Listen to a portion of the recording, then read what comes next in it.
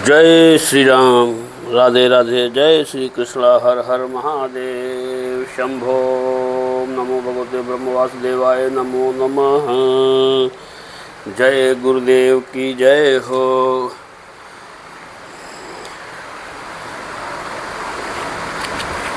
नमस्कार दोस्तों, बहुत ही हर्ष के साथ आपको बताना चाह रहा हूँ कि हारिए न हिम्मत भाग 23 आज हम आपके सामने प्रस्तुत करने जा रहे हैं। और भाग 23 बहुत ही अच्छा। इसमें आचार्य श्री राम शर्मा जी लिखे हुए हैं। आप अगर ये सुनेंगे, ये वीडियो देखेंगे, वाकई आपको लगेगा कि आपको क्या राह दिखा के गए हैं आचार्य श्री राम शर्मा जी, जिनके मुख से निकला हुआ ये वाणी लिखा गया है। और आपका मार्गदर्शन अगर इसको आप लोग अपने अंदर समाहित करते हैं और उसका अनुपालन करते हैं तो निश्चय ही आप उसके लाभ का के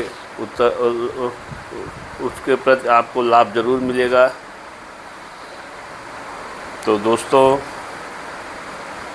अगर आपको हमारा ये वीडियो अच्छा लगे तो लाइक, सब्सक्राइब, कमेंट, शेयर ज़रूर करिएगा। आपके पास इतने ग्रुप में कितने लोग मित्र रहे होंगे या फेसबुक में इतने जुड़े होंगे। अगर आप अपने फेसबुक पर कुछ करना नहीं है, आपका एक का पैसा इसमें लगना है नहीं, बस शेयर कर देना है। ये सब करने से आपका आशीर्वाद हमारे ऊपर अपने आप हो जाएगा। दोस्तों, आपका आशीर्वाद हमारे साथ है, इसीलिए हम आपको, नहीं तो ये सब हम बोल के आपको बता ही नहीं पाते। तो हिम्मत आप लोगों ही ने हमको दिया है। ये जो हिम्मत है अच्छे कार्य के लिए है और इसके लिए हम आपको बहुत बहुत आभारी रहेंगे आपके प्रति। दोस्तों, देर न करते हुए पहले विषय पे आते हैं, फिर इसके बाद बात करते हैं आपसे। तो हारिए न हिम्मत भाग 23 प्रस्तुत है आपके सामने। देखिए, आदमी की मन स्थिति क्या होती है। दुर्बल आदमी, कमज़ोर आदमी, शरीर से नहीं कह रहे हम, आर्थिक ढंग से या पिछड़े वर्ग से, यहाँ हम जात के बात नहीं कर रहे हैं। पिछड़ा वर्ग मतलब गरीब। हम यहाँ गरीबी की बात कर रहे हैं, अमीरी और गरीबी की बात कर रहे हैं। मैं वर्ग की, किसी वर्ग की बात मैं नहीं कर रहा हूँ, नहीं करना चाहूँगा। हर आदमी एक बराबर है, सारे लोगों में खून एक है। गलत कार्य न करो। गलत सही ये दो अलग अलग पहलू हैं। आप गलत करोगे तो आपकी तुलना हम अच्छे लोगों से कर नहीं सकते, तो यहीं पे अलगाव हो जाता है। सही और गलत, सिर्फ अलगाव यही है मनुष्य के अंदर। सही कौन है, गलत कौन है, अच्छे आदमी, बुरे आदमी। इसी के कारण ये सब बने हुए हैं। कोई किसी की हत्या कर रहा है, कोई कुछ कर रहा है, तो यहीं पे अलगाव हो गया है। इसी से संबंधित ये भाग 23 में है। क्या करे, परिस्थितियां हमारे अनुकूल नहीं हैं। अब देखिए, मनुष्य क्या सोचता है। भगवान को फला आदमी बहुत अमीर है, बहुत सुखी है, मुझे भगवान ने कुछ दिया ही नहीं है, उसे बहुत कुछ दिया है, ऐसे सोचने वाले बहुत हैं। तो क्या करें, परिस्थितियां हमारे अनुकूल नहीं है, कोई हमारी सहायता नहीं करता, कोई हमारी सहायता नहीं करता, ये सोचते हैं लोग। अब देखिए, कोई मौका नहीं मिलता, मतलब आगे बढ़ने के लिए मुझे कोई मौका नहीं मिलता। सब मौका फलाने को मिल जाता है, ढकाने को मिल जाता है, उनको मिल जाता है। ऐसे ऐसे सोच के लोग हैं समाज में। क्या करे, परिस्थितियाँ हमारे अनुकूल नहीं है ना। हमारी परिस्थिति आएगी तब हम देखेंगे। हमारे अनुकूल परिस्थिति नहीं है दोस्त, परिस्थिति बनाई जाती है। ईश्वर किसी के साथ अन्याय नहीं करता, सबको। अब यही समझ लीजिए, एक स्कूल में इतने बच्चे पढ़ते हैं, उसमें कोई डीएम बन गया, कोई कुछ बन गया, कोई कुछ बन गया। अब एक बराबर तो होते नहीं। तो ईश्वर, अब स्कूल देखिए, सबको एक बराबर दिया गया है, मास्टर वही हैं, पढ़ाई वही सबको जा रहा है, तो उसी में किसी को याद हो जाता है, किसी को नहीं हो जाता। ईश्वर किसी के साथ अन्याय नहीं करते, भेदभाव नहीं करते, ये आप गांठ बांध लो। सबको एक बराबर देते हैं। अब उसमें से आपका प्रारब्ध क्या है और उनका प्रारब्ध क्या था, तो यहाँ तो प्रारब्ध वाली बात आ गई। भाई वो इतना आगे बढ़ रहे हैं तो उनका प्रारब्ध अच्छा होगा, आप जो किए होंगे उसका फल पा रहे हैं। तो यहाँ ईश्वर को दोष देना कतई ठीक नहीं है। अपने अंदर देखो, मैं क्या हूँ, मैं क्या कर सकता हूँ, मैं क्या कर रहा हूँ। ये सब शिकायत निरर्थक है। जो लोग सोचते हैं, ये शिकायत करते हैं, ये सब शिकायत निरर्थक है। अपने दोषों को दूसरे पर थोपने के लिए हम इस प्रकार की बातें, अपने दिल जमाई, इस प्रकार की निरर्थक बातें दूसरे के ऊपर थोपने के बजाय अपने दिल जमाई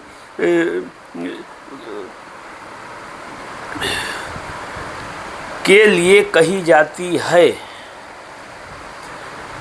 लोग कभी प्रारब्ध को मानते हैं और कभी देवी देवताओं के सामने नाक रगड़ते हैं। कभी आदमी अपने प्रारब्ध को मानता है, जो थोड़ा बुद्धिजीवी लोग हैं अपनी प्रारब्ध को मान लेते हैं कि हमारा प्रारब्ध खराब रहा होगा तो उसी का फल हम पा रहे हैं। तो कोई आदमी जाके देवी देवताओं के सामने नाक रगड़ रहा है कि भगवान हमको ये दे दीजिए, वो दे दीजिए। सौदा कर रहा है, 1 किलो मीठा चीनी दूध में घोले मिठाई बना लिए, चढ़ा भगवान को प्रसन्न करके कि हम ये ईश्वर हमको ये दे दीजिए, इतना धन हो जाए, हमारा लड़का यहाँ हो जाए, हमारी लड़की की शादी हो जाए। सौदा करने गए हैं, अब तो बनिया हो गए दोस्त। ईश्वर, अब आप ये समझो, जो दाता सारी सृष्टि को खिला रहा है, आप उसको जाके जो है उससे बनियागिरी कर रहे हो, मीठा का लालच देके जो है उनसे क्या क्या मांग रहे हो। है, होता है कि नहीं होता? कहीं कहीं लोग जाते हैं दर्शन करने मंदिरों में, यहाँ तो औरतें खासकर होती हैं, औरतें ज़्यादा मनाती हैं। हमने कई जगह काफ़ी देखा हुआ है औरतों को मनाते हुए, और उनसे ईश्वर से मांगते हुए।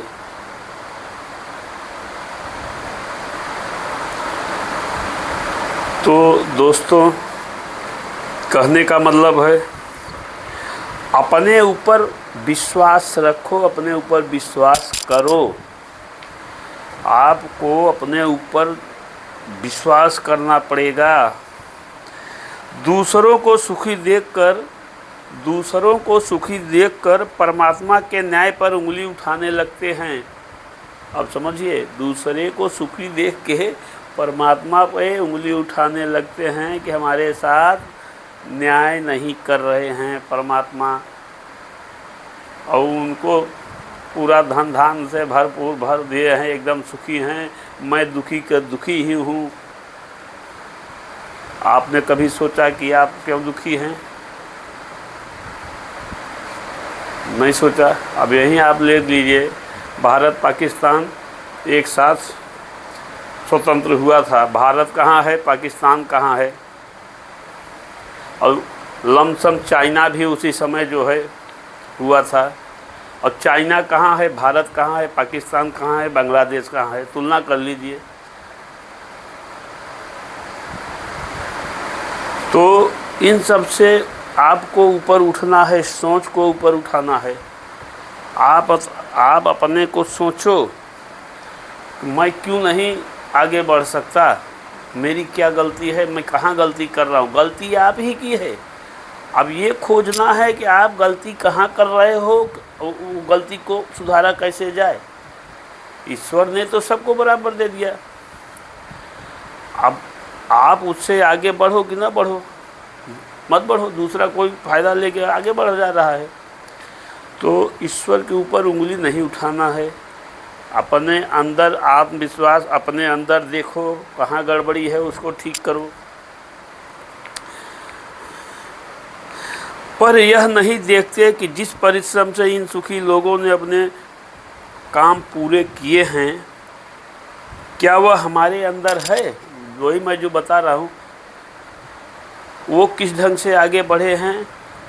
आप अपने अंदर देखो कि क्या वो हमारे अंदर है कि मैं भी आगे बढ़ सकता हूँ इन लोगों की तरह।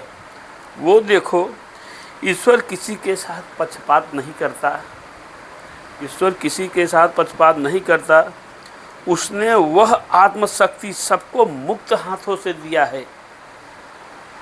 वह आत्मशक्ति मुक्त हाथों से सबको एक साथ दिया है,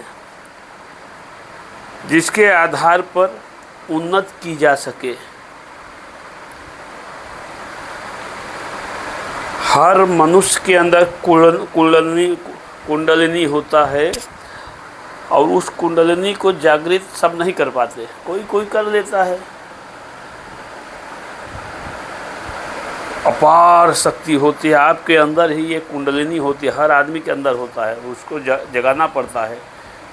बहुत कठिन तपस्या है इसको जगाने के लिए।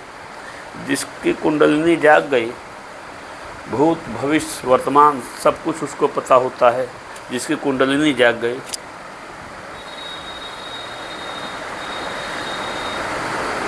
और ये चीज़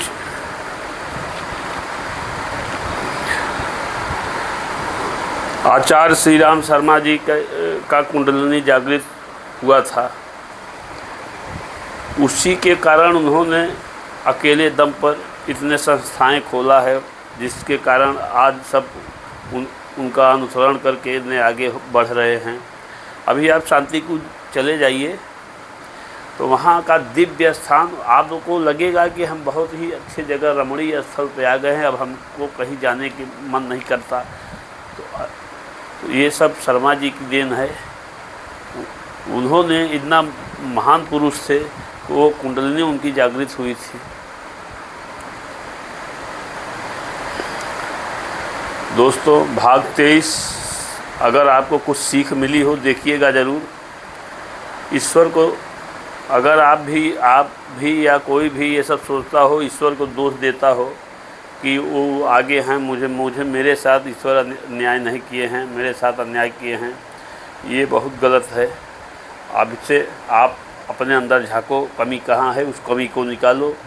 ईश्वर सबको एक बराबर एक तराजू से तौलता है। उसके तौल में, उसके तराजू में डाणी नहीं होती कि किसी का घटा दिया, किसी का बढ़ा दिया। आजकल लोग कभी कोई चीज़ सामान लेने जाइए, कहीं कहीं ऐसे लोग भी होते हैं, तराजू को नीचे चुंबक लगा देते हैं, और 1 किलो आप सामान लिए तो 3 ही पाव निकलता है, अगर दूसरे जगह तौलाएंगे तो। बहुत से काफ़ी लोगों को ऐसे करते हुए मिले हैं। तो ईश्वर जो है, उनका तराजू एक पसघा तक जो है इधर उधर नहीं होता, एक बराबर सारे लोगों को देते हैं। अब आपका प्रारब्ध, आपने क्या किया है, कैसे कर रहे हैं, कैसे आपका रहन सहन है, कैसे आप दूसरे के प्रति आपका आचरण कैसा है, सारा कुछ मायने रखता है। अच्छा आचरण है आपका, बुरा आचरण है, उसी ढंग से आपको मिलता है। दोस्तों, दो ज़मीन, दो जगह, दो खेतों में आप किसान वही बीज दोनों लोग एक साथ बोए हैं, वही अगल बगल खेत है।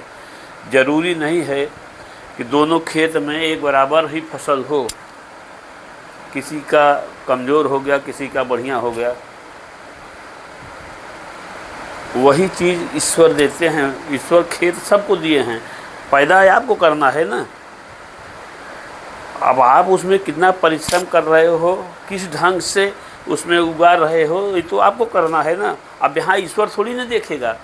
अब खेत तो आपको दे दिया दोनों लोगों को, किसानों को।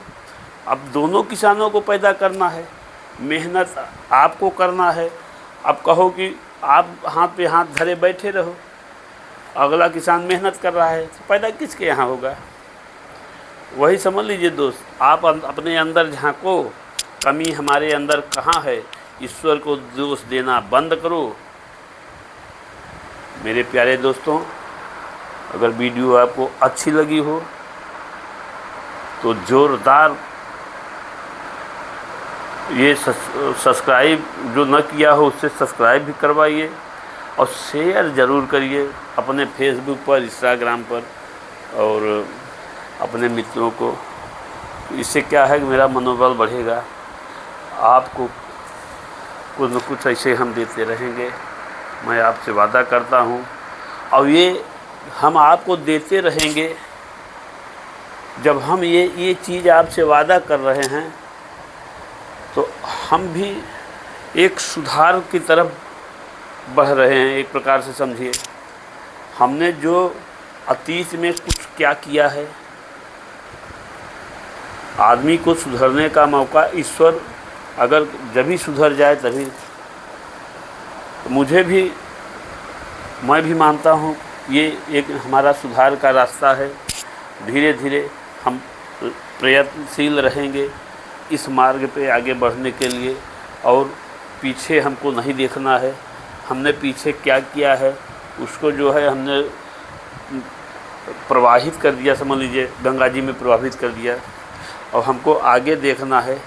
आगे से हमसे कोई गलती या त्रुटि न हो, हमको ये सोचना है, और ईश्वर से हमें यह मनाना है, हे ईश्वर हमसे कोई गलती न हो, हमसे किसी का दिल न दुखे, हमसे कोई पाप न हो। इसी वाणी के साथ दोस्तों हम आपसे विदा लेते हैं आज के दिन, और 24वां भाग कल आपके सामने लाएंगे।